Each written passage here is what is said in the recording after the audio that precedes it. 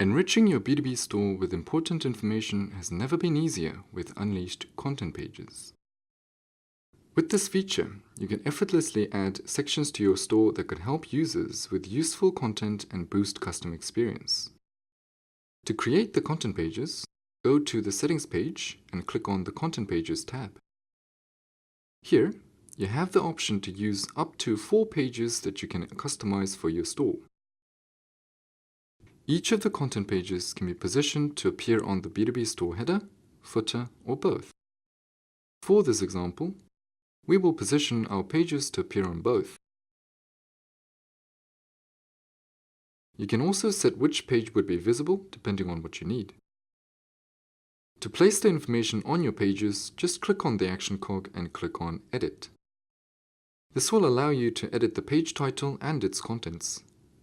For this example, we will rename our page name and paste the information. When you're happy with the format, don't forget to save the changes. Thanks for watching.